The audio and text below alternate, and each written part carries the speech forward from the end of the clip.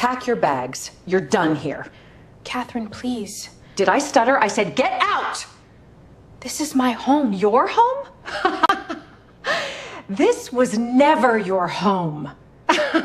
You were a stain Harold dragged in, and I smiled through for 13 years. Pick that up. Start packing. My dad wouldn't want. Your daddy is dead! And thank God, because now I can finally get your smell out of my house. Brielle stood still. 17 years old. She didn't scream. She didn't cry. She just looked at Catherine and said, very quietly, I understand. 2 words. That's all she gave her. 15 years later, she walked back through that exact same door. Except this time, she owned it. And Catherine? Catherine was the one holding a garbage bag. I'm not gonna lie. Getting treated like that at 17? That's rough. Let's get into the story. To understand what happened in that foyer, you need to go back 17 years. Harold Foster was the kind of man who filled a room without raising his voice. 6'2", deep brown skin, a smile that made strangers trust him before he said a word. He worked as an investment banker in Stamford, Connecticut, one of the very few black men at his firm, and quietly one of the most respected. He drove a clean black sedan. He wore press suits in navy and charcoal. And every Saturday morning, without fail, he took his little daughter to open houses around Fairfield County. Brielle was 4 years old the first time she walked through a stranger's home and said, "Daddy, this one has good bones." Harold laughed so hard he had to put his coffee down. She didn't know what she was saying, but something about the way she moved through rooms, touching door frames, looking up at ceilings, pressing her small hands against windows, told Harold that his daughter saw the world in floor plans. By the time she was 10, it wasn't a joke anymore. Brielle carried a sketchbook everywhere. She drew houses, not kid houses with triangle roofs and square windows, real layouts, hallways, load-bearing walls she didn't have a name for yet. Harold started teaching her the language.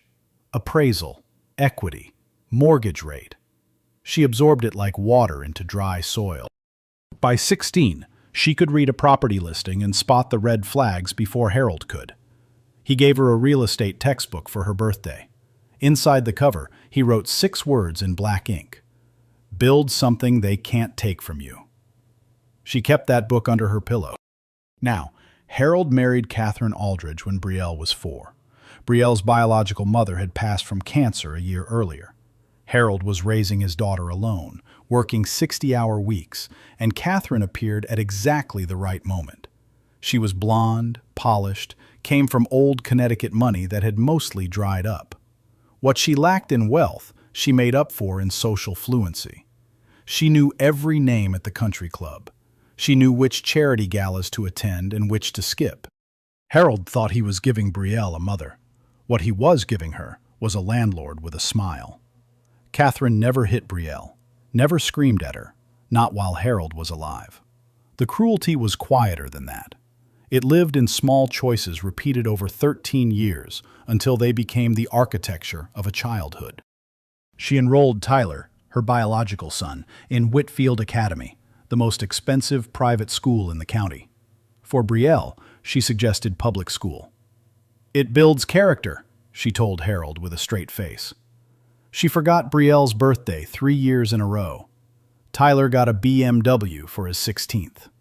At dinner parties, she introduced Brielle as Harold's daughter, always with a small pause before the word daughter, as if she were translating from a language she didn't respect. Brielle noticed everything. She was quiet, not blind, but she kept it inside for one reason: her father. Harold loved Catherine, or believed he did, and Brielle loved Harold too much to make him choose. So she smiled through 13 years of being tolerated in her own home. She ran track. She studied. She drew floor plans in her sketchbook. She waited. And then Harold died. It happened on a Tuesday morning in March. Heart attack. He was 50 years old. He collapsed at his desk at 9:15 in the morning and was gone before the paramedics reached his floor. Brielle was in third period calculus when the school counselor pulled her out of class. She knew before anyone said a word. She knew by the counselor's face. She knew by the silence in the hallway. She sat down in the counselor's office and stared at the wall and felt the entire foundation of her life crack straight down the middle. 2 weeks later, Catherine made her move. The movers came on a Thursday, while Brielle was at track practice. By the time she got home, half her bedroom was in boxes. Her father's cologne still lingered in the hallway. His shoes were still by the back door. But Brielle's things were being carried out as if she were a tenant who'd missed rent. Catherine stood in the foyer with her garbage bag speech. Tyler stood at the top of the stairs, earbuds in, watching the whole thing. He was 16, old enough to drive, old enough to vote in 2 years, old enough to say something. He said nothing. And here's the part that changes everything. The part Catherine thought she'd buried forever. Harold Foster did have a will. He did have a trust. 40% of his estate was designated for Brielle, plus full educational funding through graduate school. He wrote it in his own hand. He gave it to his attorney 6 months before he died.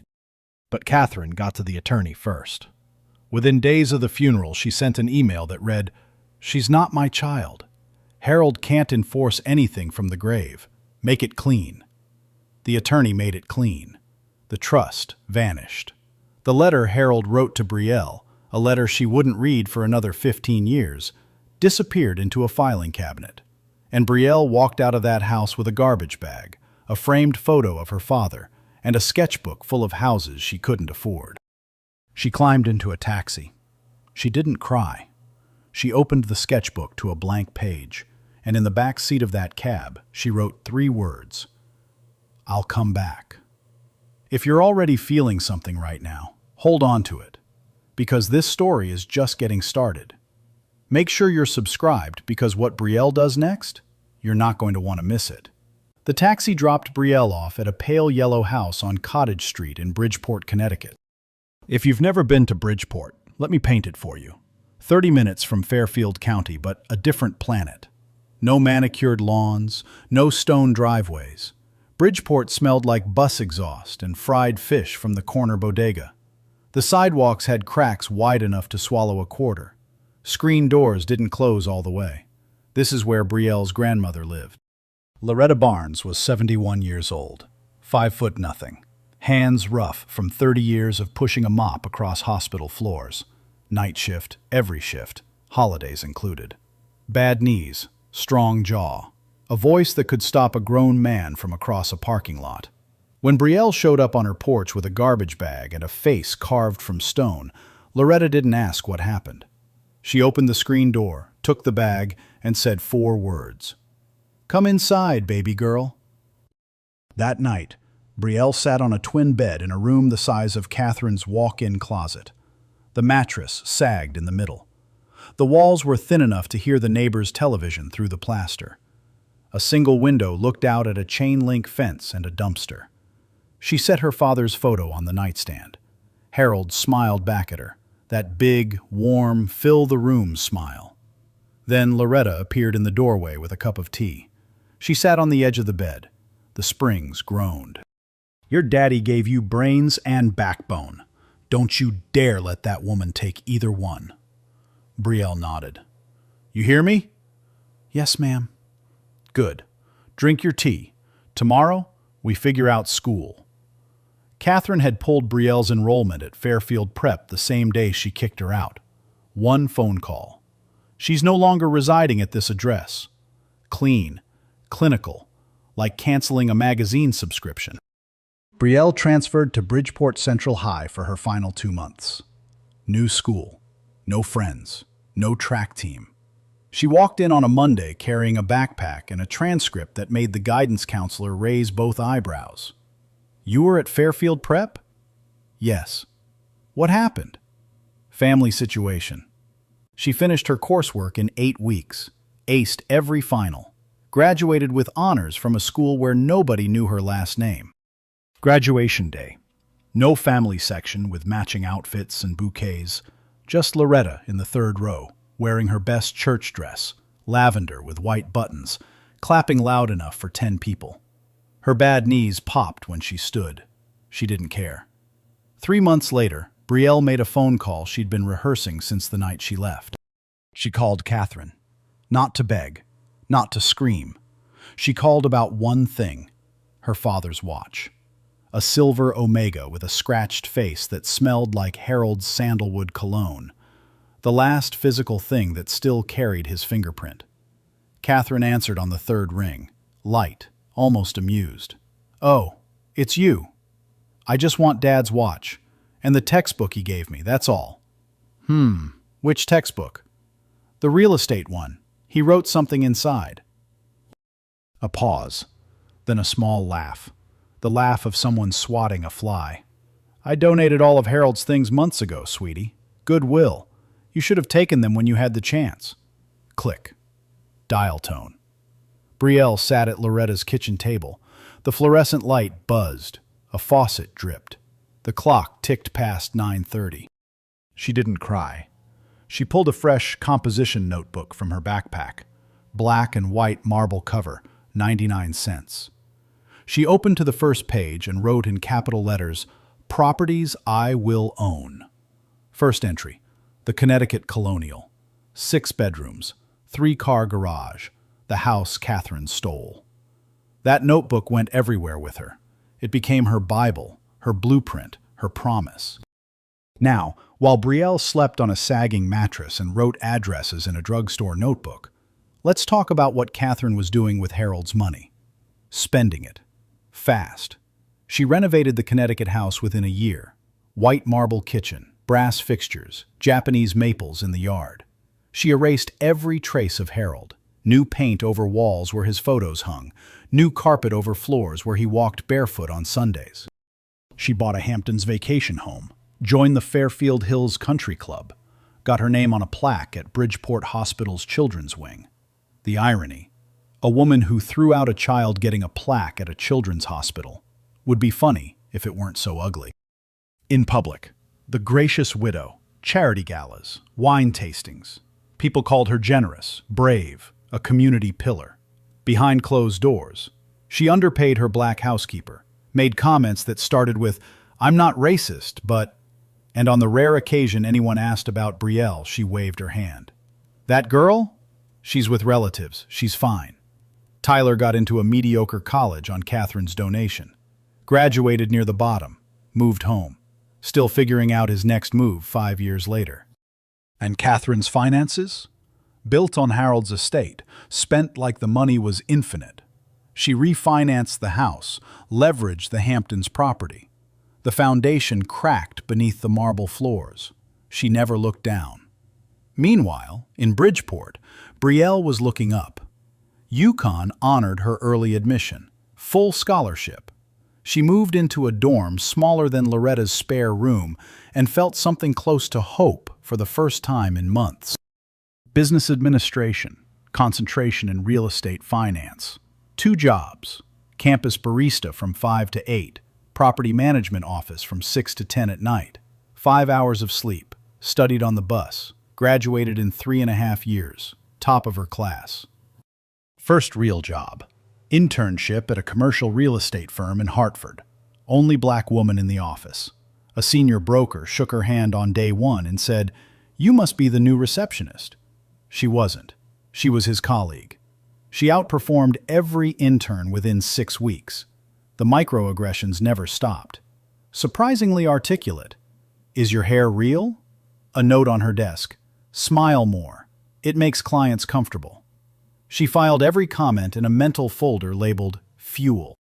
Then she met Gerald Whitman, semi-retired real estate attorney, white, mid-60s, wire-rimmed glasses, grey beard. He consulted for the firm 2 days a week. One afternoon, over coffee, Brielle mentioned her last name. Gerald's cup stopped halfway to his mouth. "Foster? Are you Harold Foster's daughter?" "You knew my father?" Gerald set the cup down, looked at her the way someone looks at a wound they helped cause. "I was a junior associate at the firm that handled your father's estate. I saw what they did to your trust. Your father left you 40%, full educational funding, written in his own hand. Catherine's attorney buried it. I was too junior to stop it. The statute of limitations on probate passed before I had standing. I've carried that guilt for 15 years. The break room was silent. Coffee machine humming. Brielle's hands pressed flat on the table. "But here's what no attorney can bury," Gerald said. "Your father's name. People in Connecticut real estate still talk about Harold Foster. You're his daughter. That means something." Brielle didn't pursue legal action yet. She turned everything Gerald told her into rocket fuel. She started buying distressed properties in Bridgeport. Boarded windows, leaking roofs. She bought it cheap. Learned renovation from YouTube and contractors who charged double because she was young, black, and female.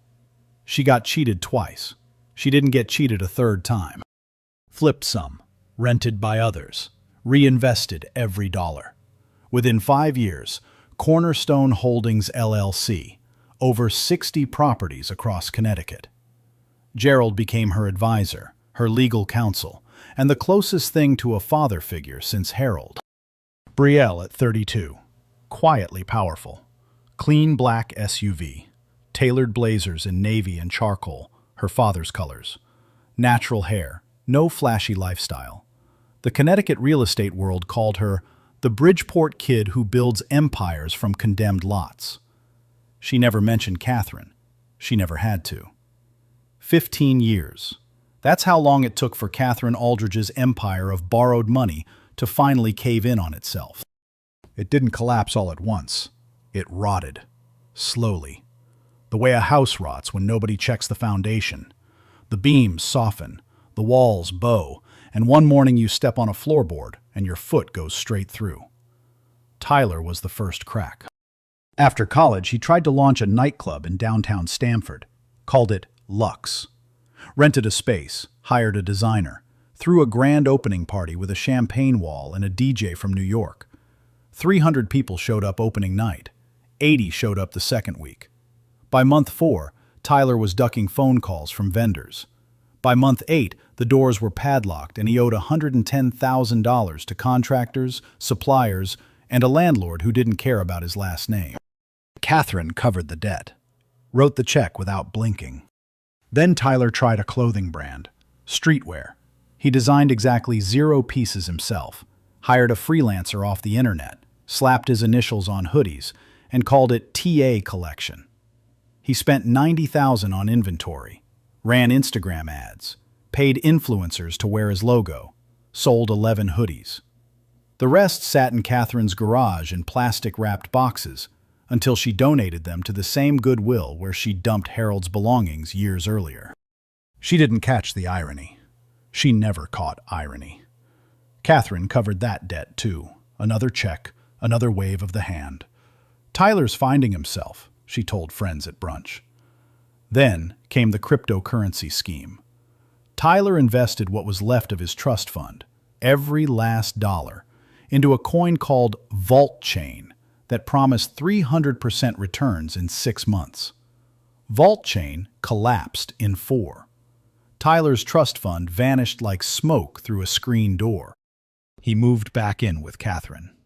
31 years old, unemployed, drinking bourbon at noon on a Tuesday, still in his bathrobe, scrolling through Instagram feeds of people his age buying houses and starting families. Bitter in the way that only people who've never earned anything can be bitter, not at themselves, but at the world for failing to hand them more. Catherine looked at her son across the breakfast table and saw nothing of Harold's discipline, nothing of Harold's hunger. She saw herself, entitled, fragile, and completely unprepared for a world that doesn't hand you things. And Catherine? Catherine was running out of runway. Fast. The Hamptons house went first. She owed more than it was worth. She sold it at a loss that barely covered the mortgage balance. No profit, just the sick relief of one less bill collector calling. Then the rest started stacking. Country club dues she'd been deferring for 2 years. Credit cards maxed to their ceilings, 3 of them. A home equity line she'd drawn against the Connecticut house like it was an ATM with no limit. The Connecticut house, the crown jewel, the 6-bedroom colonial where she'd thrown out a 17-year-old girl with a garbage bag, had a balloon mortgage payment coming due.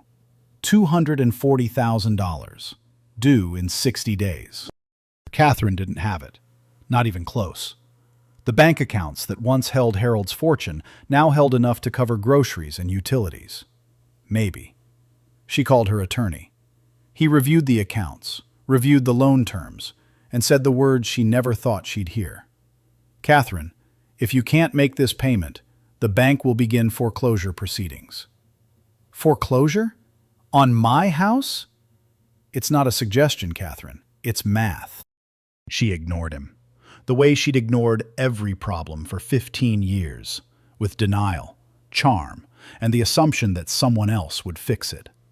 Nobody fixed it. The bank filed the paperwork. The house entered foreclosure. And at a county auction on a gray Tuesday morning in October, while Catherine was at home pretending none of this was real, a holding company submitted the winning bid. Clean paperwork, full cash payment, no contingencies. The company's name, Cornerstone Holdings, LLC. Catherine's attorney called her that afternoon. The property has been purchased. A company called Cornerstone Holdings. Never heard of them. Find out who's behind it. I want to negotiate directly. No faceless corporation is taking my home. She hung up and poured herself a glass of wine. Her hand was steady. She still believed she was in control. 2 weeks passed. Catherine spent them calling everyone she knew, local politicians, old friends from the country club, the head of the homeowners association. She played the widow card, the victim card, every card in the deck. I'm being forced out of my home by some corporate vulture, she told anyone who'd listen. After everything I've given to this community. She organized a small protest outside the county clerk's office. 3 friends with poster boards, one hand-painted sign reading, "Save our homes from corporate greed." She wore sunglasses and a black scarf, like she was attending her own funeral. Local news sent a camera crew, 30-second segment, sympathetic framing. Catherine dabbed her eyes with a tissue and spoke directly into the lens. These big companies come into our neighborhoods and buy up homes from hard-working families, she said, voice trembling perfectly. They don't care about people, they only care about profit. The woman who'd evicted a teenager with a garbage bag was now on television crying about eviction. Let that sit with you for a second. Then, the notice arrived. Cornerstone Holdings sent a formal letter on thick cream stationery. 30 days to vacate. Professional, clean, every legal box checked. But attached to the notice, an invitation for Catherine to attend a property transition walkthrough at the house. Tuesday, 10 in the morning. The company's principal owner would be present in person. Catherine stared at the letter. Then she picked up the phone and dialed the number on the letterhead. Cornerstone Holdings, how may I direct your call? I want to speak with whoever owns this company. Right now. I'm sorry, ma'am. Ms. Foster is currently unavailable. She'll see you at the scheduled walkthrough. Can I help with anything else? Foster. The word hung in the air like a held breath. Catherine's mouth opened, then closed. Her fingers tightened around the phone until her knuckles whitened. I'm sorry, what did you say the name was? Foster, ma'am. Ms. Brielle Foster. She's the principal owner of Cornerstone Holdings. Click. Catherine set the phone down on the kitchen counter. The marble was cold under her palms. The house was silent, the kind of silence that presses against your eardrums until you hear your own pulse. Somewhere upstairs, Tyler's television murmured through the ceiling. Foster. Brielle Foster. She told herself it was a coincidence. Foster is a common name. Thousands of Fosters in Connecticut. Doesn't mean anything. But her hands were shaking, and her wine glass rattled when she picked it up. That night, Catherine sat in Harold's old study, the room she'd converted into a reading lounge with white furniture and gold accents, and opened her laptop. She typed 3 words into Google. Brielle Foster, Connecticut. The results loaded in half a second. Article after article. Hartford Business Journal. Bridgeport native builds real estate empire from foreclosure flips. Connecticut Magazine. 30 under 35. Brielle Foster. Cornerstone Holdings. A Forbes profile. From public housing to property holdings. How one woman turned rejection into real estate. And a photo. Unmistakable. The girl Catherine threw out was now a woman in a tailored navy blazer, standing in front of a renovated brownstone, arms crossed, smiling with the quiet confidence of someone who has absolutely nothing left to prove. Catherine stared at the screen. The blue light washed over her face. Her jaw tightened. Her breathing quickened. She didn't feel guilt. She didn't feel shame. She felt rage. "She's doing this on purpose," Catherine whispered. "She wants to humiliate me. This is revenge. This is spite." It didn't occur to Catherine, not for 1 second, that Brielle had simply built a company, found a property at auction, and followed the numbers. That the house was just business. That Brielle hadn't been thinking about Catherine at all, because Catherine had always believed the world revolved around her. Why would Brielle be any different? She closed the laptop, stood up, walked to her closet, and began pulling out her best clothes. The ivory Chanel jacket, the diamond earrings Harold gave her for their 10th anniversary, bought with money that should have been Brielle's. The heels she wore to charity galas where people clapped for her generosity. If Brielle Foster wanted a walkthrough, Catherine Aldridge would give her one. She would meet that girl at the door looking like exactly what she was, the woman of this house, the woman who raised her, the woman who still had the upper hand. That's what Catherine told herself. She told herself that all night, through 2 glasses of wine, through a sleepless stretch from midnight to 4 in the morning, through the pale gray dawn that crept through the curtains of a house that no longer belonged to her. She told herself she was still in control. She wasn't. Nah, hold on. She looked up Brielle's face, saw the empire that girl built from nothing, and her first reaction wasn't guilt. It was rage. Like she was the victim. That right there tells you everything you need to know about Catherine Aldridge. Tuesday morning, October, sharp Connecticut autumn, golden leaves drifting across slate walkways, air cold enough to sting your nostrils, sky so blue it looked painted. The house didn't match the season. Paint peeling on the shutters, gutter sagging on the east side, garden overgrown, weeds pushing through the boxwood hedges. The stone fountain had gone dry years ago. A crack ran across the driveway like a scar. At exactly 10 o'clock, a clean black SUV pulled into the driveway. No rush, no drama. Just a quiet engine and the crunch of tires on gravel. Brielle Foster stepped out. Navy blazer, white blouse. No flashy jewelry, just a leather portfolio under her arm, monogrammed in gold. H.F. Harold Foster. Hair natural, shoes clean but practical. She moved the way people move when they've waited a very long time for a moment and refused to waste it by rushing. Behind her, Denise Caldwell, business partner, carrying a tablet with property records, and Graham Hensley, city housing inspector, clipboard in hand. Brielle had invited him to document every crack, every code violation, every year of deferred maintenance Catherine pretended didn't exist. Catherine opened the front door before Brielle reached the porch steps. She was ready. Or she thought she was. Ivory Chanel jacket, diamond earrings catching the October sun, full makeup, chin up. She stood in that doorway the way she'd stood in it 15 years ago, like a woman who owned everything on both sides of the threshold. She looked Brielle up and down, slowly, the way she used to look at her across the dinner table when Harold wasn't watching.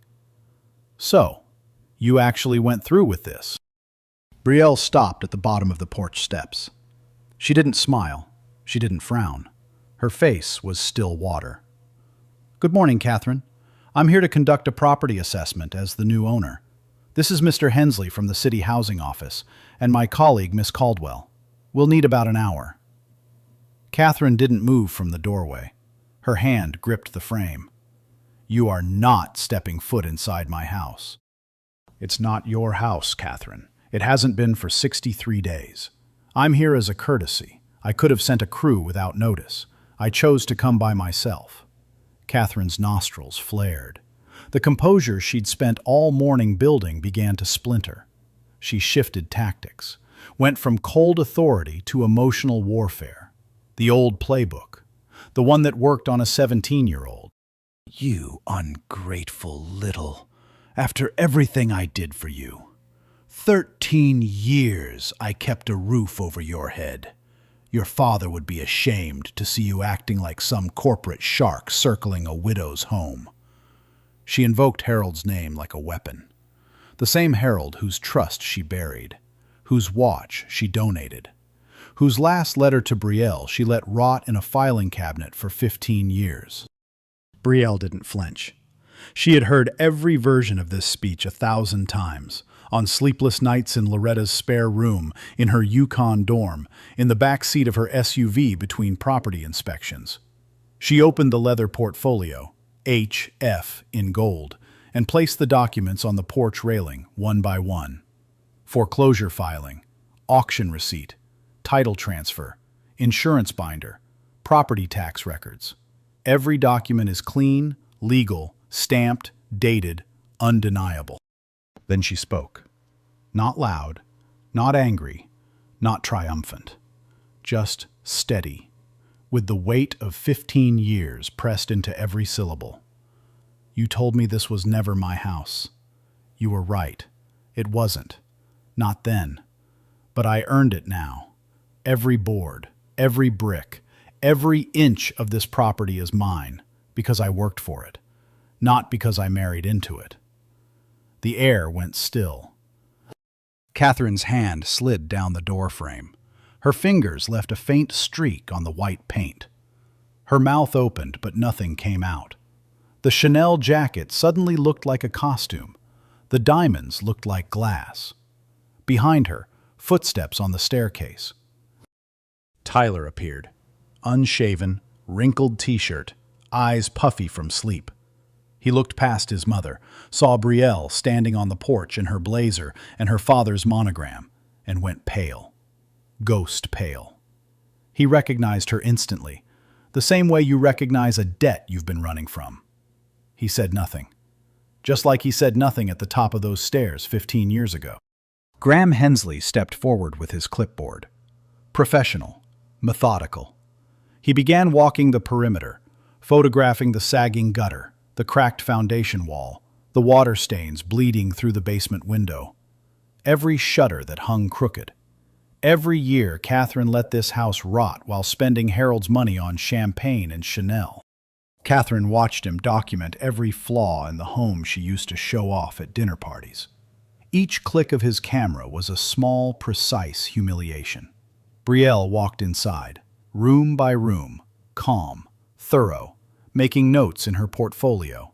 When she reached the upstairs hallway, she paused at a door on the left. The small room. The one Catherine had moved her into before the expulsion. The room where she'd packed a garbage bag and walked out of her childhood. It was being used for storage now. Boxes, old coats, a broken treadmill. Brielle looked at it for exactly 1 second. Then she closed the door, made a note in her portfolio, and kept walking. Business first. Always business first. The walkthrough took 45 minutes.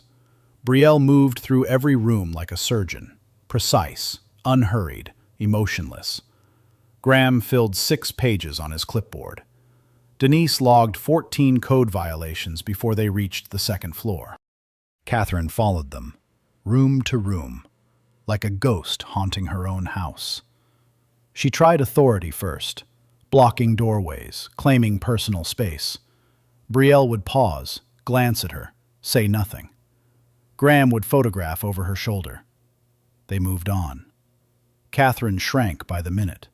By the master bedroom, Catherine's armor was gone.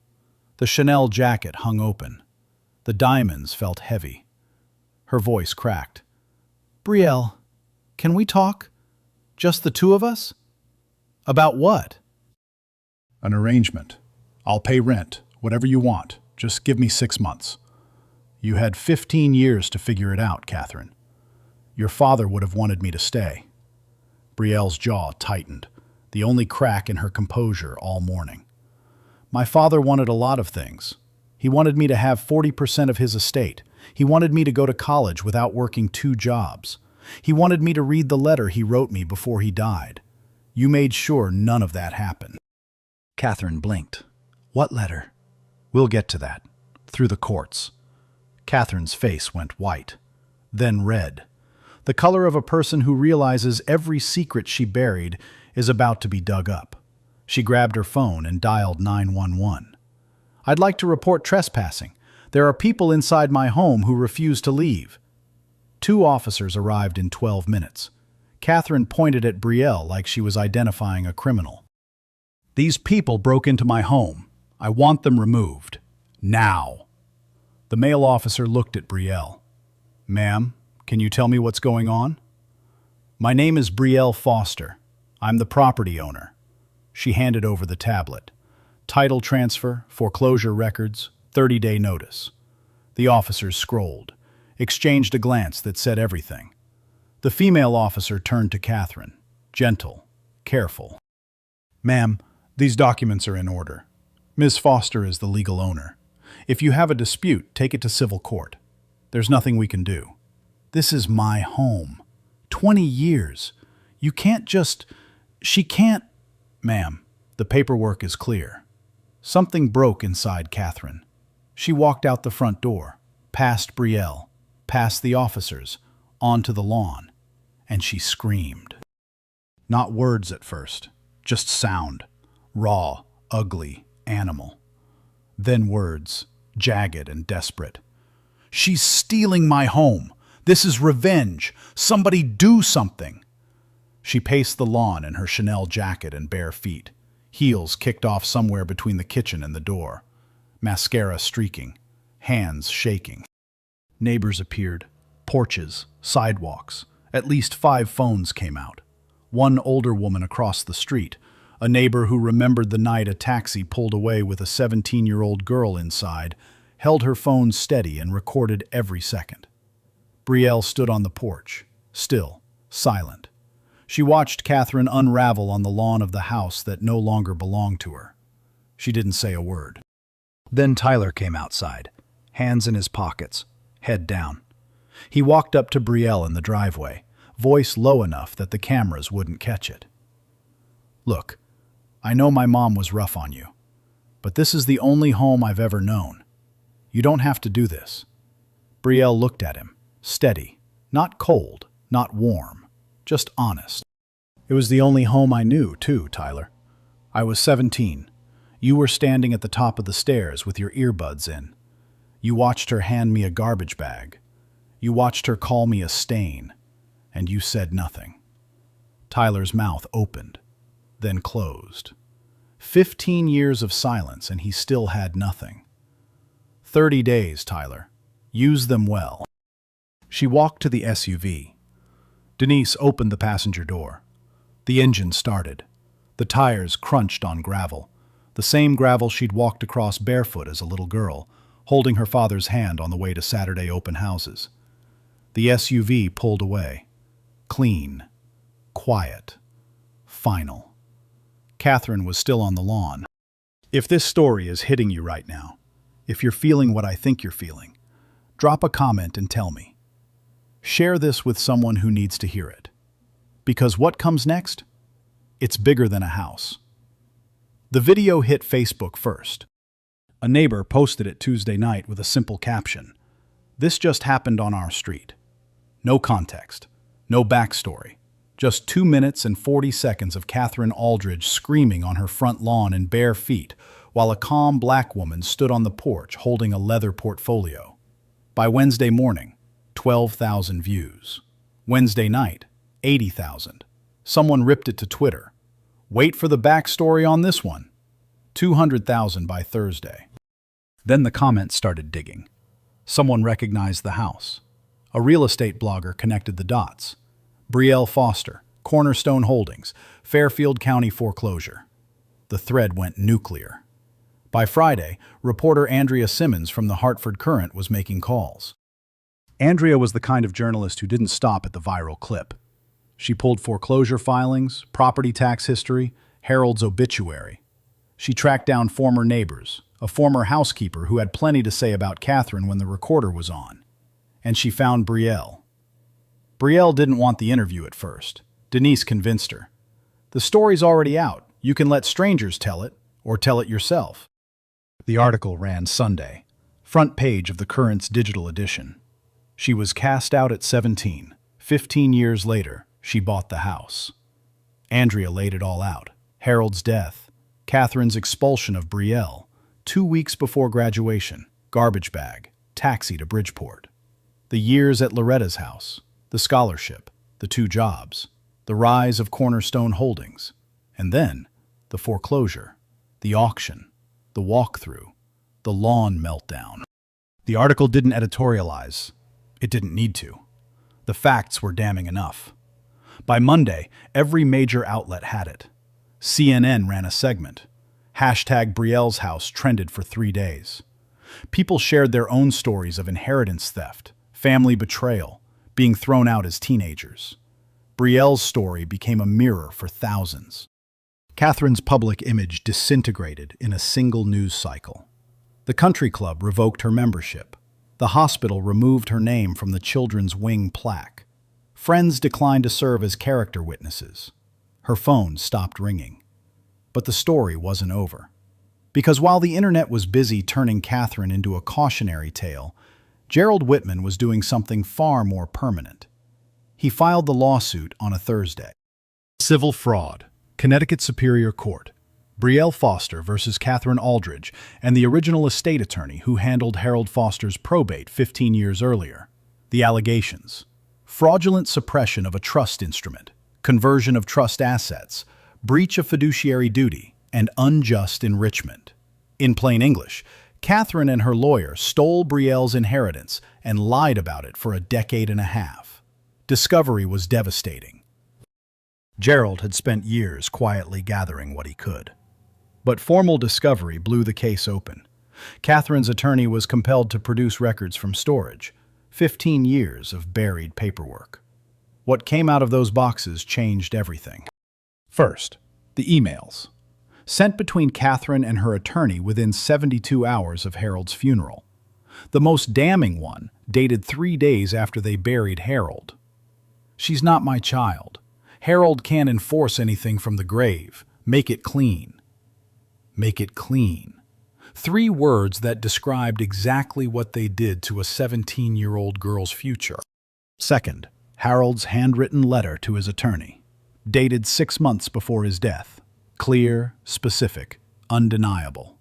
40% of my estate is to be held in trust for my daughter Brielle Foster, including full funding for her college education. This is non-negotiable. Non-negotiable. Harold underlined the word, twice. Third, and this was the one that broke Brielle's composure for the first and only time in this entire story, a sealed envelope found in the attorney's filing cabinet, addressed in Harold's handwriting. For Brielle. Never opened, never delivered. It sat in a drawer for 15 years while Brielle worked double shifts and ate ramen and taught herself renovation from YouTube. Gerald handed it to her in his office on a Wednesday afternoon. She opened it with steady hands, read it once, read it again, set it down and pressed both palms flat against the desk, and breathed. The letter said many things, but one line echoed the inscription Harold wrote inside the textbook Catherine donated to Goodwill. "Build something they can't take from you." He wrote it twice, once in a book, once in a letter, as if he knew his daughter would need to hear it more than once. Judge Constance Whitfield presided. The case never reached full trial. Catherine's current attorney reviewed the evidence at the pre-trial conference and advised immediate settlement. A jury trial would mean every email, every letter, every bank record read aloud in open court, with cameras rolling and Andrea Simmons in the gallery. Catherine settled. The terms: restitution of $580,000, Brielle's trust share adjusted for 15 years of inflation and lost returns. A formal written acknowledgement, signed by Catherine, admitting she knowingly suppressed Brielle's inheritance. And a permanent no-contact order. $580,000. That's what Catherine paid to make a 17-year-old disappear, adjusted for interest. The original estate attorney faced separate consequences. Gerald reported him to the Connecticut State Bar Association. The investigation confirmed he knowingly suppressed a legitimate trust instrument. His license was suspended for 3 years. He was ordered to complete full ethics retraining. His name was published in the bar's disciplinary bulletin, a permanent stain on a 40-year career. This matters, not just for Brielle. It proves that the people who helped Catherine, the professionals who filed the paperwork, who made it clean, don't get to walk away. Complicity has a receipt, and eventually, someone collects.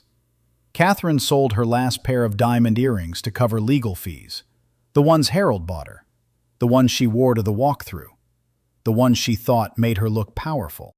She moved into a one-bedroom apartment in a neighboring town. Tyler moved in with her.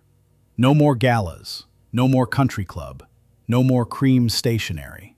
A neighbor in the new building recognized her from the video. Catherine kept her head down.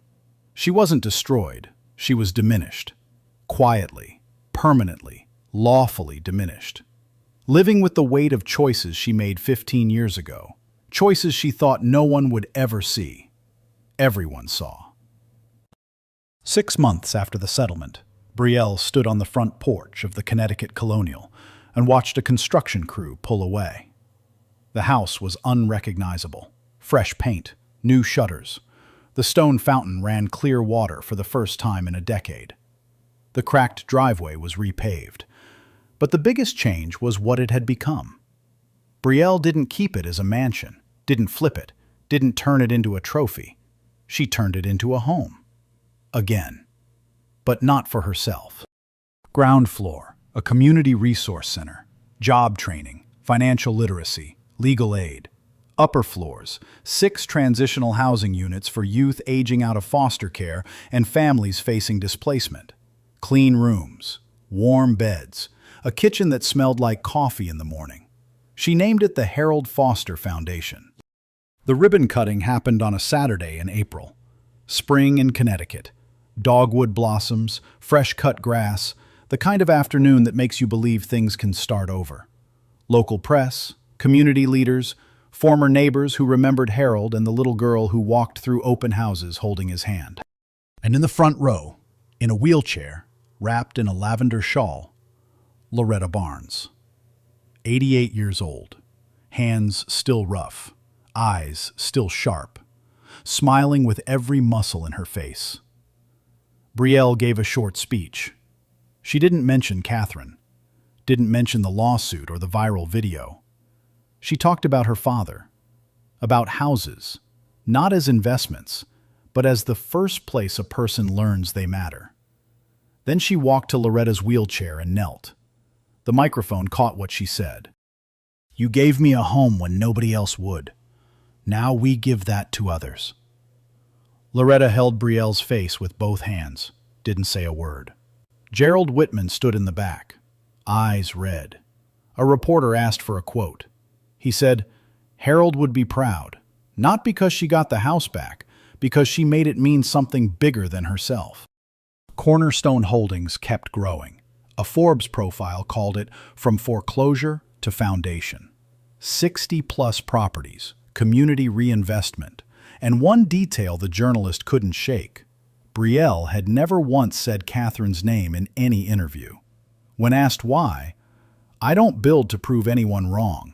I build because my father taught me that property is power, and power should be shared."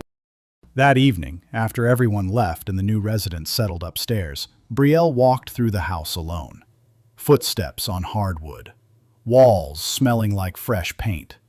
She climbed the stairs and stopped at the small room on the left. The one Catherine moved her into before the garbage bag, before the taxi, before everything. It was a study room now. Bookshelves, desks, warm lamplight. On one shelf, recovered by Gerald during discovery, her sketchbook. She picked it up, ran her thumb across the worn cover. First page, a child's drawing of a house in crayon. Wobbly windows, triangle roof, 5 letters in a 4-year-old's handwriting. My house. Last page, written in the back of a taxi at 17, the night she left this house with nothing. I'll come back. She came back. Brielle closed the book, held it against her chest, smiled. She walked downstairs, through the foyer, past the porch, and out the front door. The same door she was pushed through 15 years ago. This time, she held the keys. She locked the door behind her, not out of fear, out of ownership. Yo, she could have kept that house. Nobody would have blamed her. But she turned the place that broke her into something that heals other people. That's not just success. That's the kind of character you can't fake. Brielle Foster is that girl. If this one hit you somewhere real, smash that like button, share it with someone tonight who needs to hear this, and subscribe, because we've got stories coming that will absolutely blow your mind. And remember this, write it down if you have to. The people who count you out are always the most shocked when you show up holding the deed.